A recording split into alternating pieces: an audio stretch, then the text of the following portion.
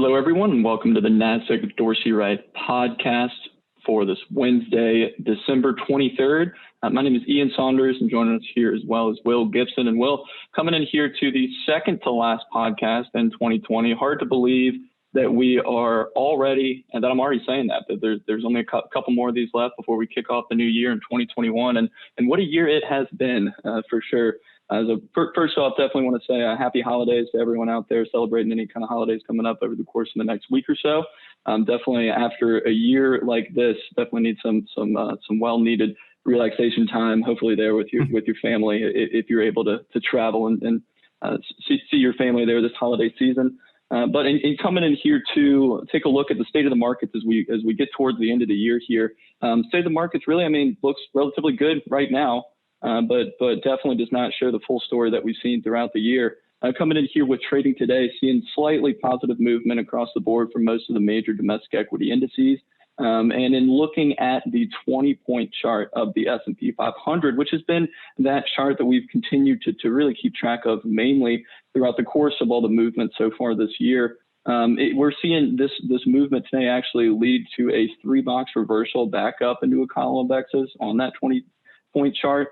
We crossed above the 3,700 level earlier this morning and continue to trade up above that territory at the time of this recording this afternoon. So that puts us, we're still on multiple consecutive buy signals, 5 consecutive buy signals on that 20-point chart. And we're now 1 box away from matching the all-time chart high on this 20-point chart, which would be seen again at 3720. Would move to a new chart high at 3740. So definitely a fair amount of support that's offered in here from these levels. Initial support down from here at 3640, and then down at the 3560, 3520 is some further support down there.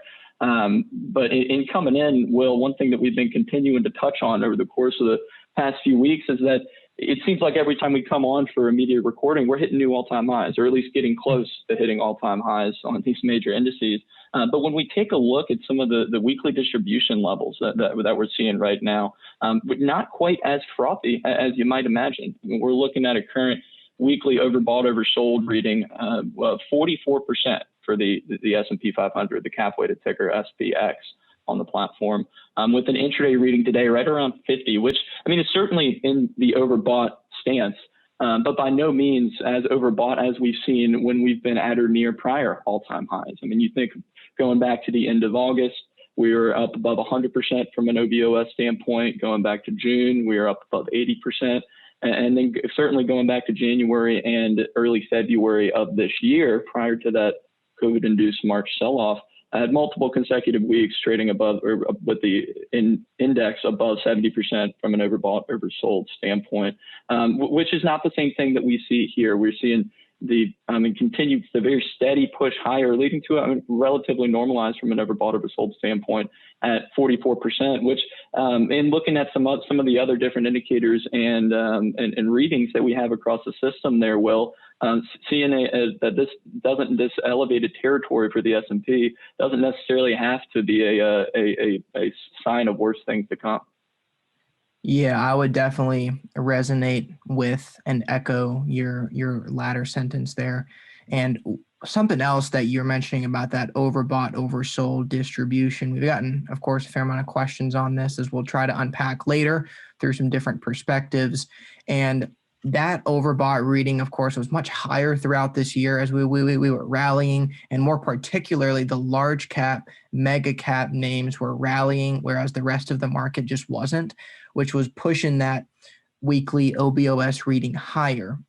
And actually, as of late, and when I say late, in the past couple months plus or so, we've actually seen the equal weighted S&P at times display a higher weekly distribution value than the cap weighted, telling us that those smaller cap names, the smaller size members within the S&P 500 have been climbing more aggressively than those mega cap names. And you can see it on some of the charts as well, where you've seen a bit of consolidation more so in the big guys than some of the smaller ones. So Ian, just wanted to tack that observation on as well. So I would encourage you sometimes to look at the equal weighted version, SPX EWI, or you can look at WD SPX, so weekly distribution S&P 500. It's looking at it on a pure average and not a cap weighted as this is. So that's one thing. And then more so what we were going to go from here is about elevated levels on indicators are not always indicative of tragic things to come. And the first stop that we want to make on one of our indicators is looking at the implied momentum bell curve. And that's found on our research platform. What we have here is a study or consolidated research report on that indicator. And at high level, what it's doing is it is using option prices, it's using option volatility to determine the volatility of the underlying stock needed to warrant an at the money option price. So that's a lot of jargon, but the big picture is a rightward skewed reading, a rightward skewed distribution is going to suggest an overextended market and the opposite. And we take that average skew, if you will, and translate that into a level. So there's 6 levels. 6 is the absolute highest. 0 is the absolute lowest. And with a recent reading of just over 4.4, that would put us slightly rightward skewed, higher than the average, telling us that more stocks are towards the right-hand side of that curve. But as we have here, this is a study from mid-November, so it has changed slightly. But the big picture is we're going to be one column left of that yellow box. And looking at roughly the same value, we can see that maybe on a 1 or 2 week basis, we're not going to match the average market return. So slightly underperforming a really near-term time frame. But the more important story is that longer dated, so 4, 8 weeks, these are generally positive indications as the market's participating, and more names than not were positive and more instances were not than positive in the 1 month and 2 months to come. So that's one instance that we wanted to start with, Ian. And the next one that I'm going to walk us into a little bit that maybe some of you are familiar with is going to be our positive trend for the S&P 500. So sticking with the same universe, we started with the index. We looked at some of the underlying members in that implied distribution curve. And now we're looking at those same members, but now on a trend basis. So what percentage of stocks in the S&P 500 are trading in an overall positive trend or above their bullish support lines? As of late, we're sitting over 86% of names in the S&P 500 are trading in an overall positive trend. So very high territory, Ian. That's something that we've been getting questions on, is this indicating froth or bad things to come? Yeah, absolutely, Will. And I mean, that point that you mentioned there, I mean, getting questions on some of these indicators is, I mean, obviously something that's on the forefront of a lot of investors and a lot of advisors' minds, right? I mean, seeing the market hit or near these all-time highs continuously, I mean, might make you think, well, hey, is it time to take some profits for the end of the year there? And I mean, that's why kind of we've had these indicators that we're running through for those of you that are following along there. Via audio and not necessarily looking at it on YouTube, definitely be sure to go back and take a look at some of these studies that we're referencing. But in looking at this PTSPX, the carat PTSPX ticker, positive trend for the S&P, like Will said, I mean, we're sitting up at 86% level we reached earlier this month on this chart, which actually is the highest level that this indicator has seen since 2014. Which may seem somewhat surprising, not to those of you following along here. But I mean, in looking at it, the chart rose sharply off of its 8% level that we saw there in March. So the chart was trading around 80% at the beginning of this year. Obviously, with the sell-off, fell all the way down to a reading of 8%. And so, as Will said, at that point, only 8% of stocks in the S&P 500 were trading in positive trends. So very significant drawdown that we saw there, and we saw that drawdown depicted on this indicator, and then rose sharply right back up in a single column X's to get all the way back up to 82% by June. Then we saw some kind of sideways and downwards movement and consolidation.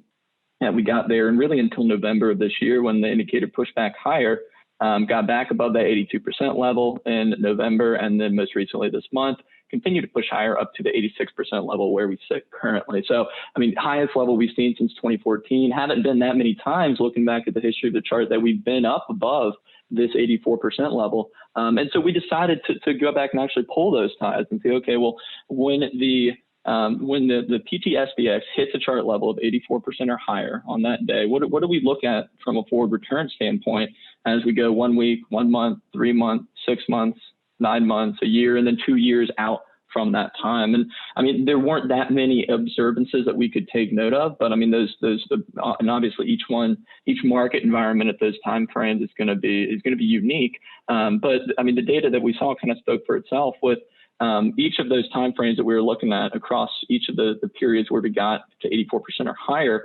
had showed consistently positive averages across the board. And those positive forward returns just continued to expand the further down out you went down the time frame.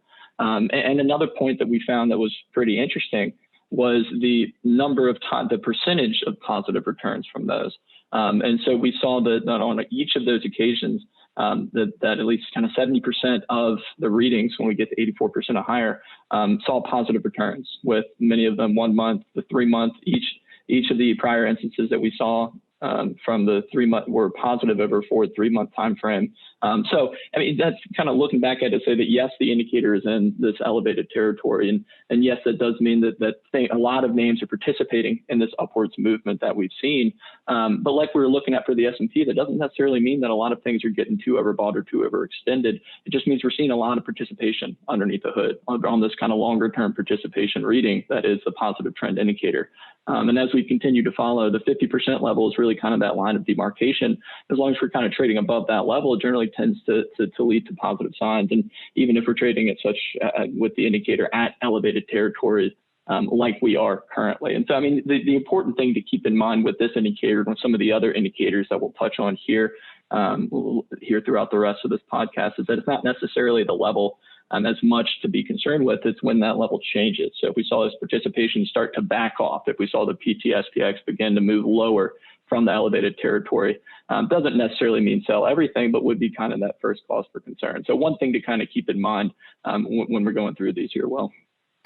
Yeah, Ian, I think that's excellent insight. And like you said, we're painting some things that are elevated, but from what we've seen to be positive. And to really round it out is the question of, well, when does this become negative? And as Ian said, as that participation begins to fall, so in this case, if we got that reversal back into a column of O's, that would be something to take mind of. Now, also keep in mind that we can sit at high levels for an extended amount of time. As Ian was walking through the chart, you'll sometimes see this at highs like this for many months on end. So make sure to use the alert functionality. No need to check it every single day for that. And for those that, like Ian said, are just doing the audio, we're going through our daily equity report, some of the reports here, and we'll mention at the end if you have some questions about that. So Ian, going on, other than just a positive trend for the S&P 500, so we know that's not the entire market, nor is that representative of the entire market. So maybe we look at a different universe. And doing that, maybe we look at the New York Stock Exchange. So not just your large domestic securities, but more so working down the size, where you have a bit more of a small cap presence in the New York Stock Exchange. And even doing that, we see the positive trend indicator for the New York Stock Exchange. So just like PT-SPX, that measures the percentage of stocks on a positive trend in the S&P 500, we're looking at the percentage of stocks on a positive trend in the New York Stock Exchange. So that hit 70% just recently. And that's another high level for this indicator. If you're following online, you can see this hasn't happened many times. And of the times that it has happened, this has been another thing that has tended to produce positive returns for the market going forward, both for the S&P 500 and for the Russell 2000. And we mentioned that Russell 2000 again because of the increased presence of smaller sizes in this universe. So it was a positive sign, Ian, for the large cap space and a smaller cap space like the Russell 2000. Different universes, both indicating some positive signs on this front.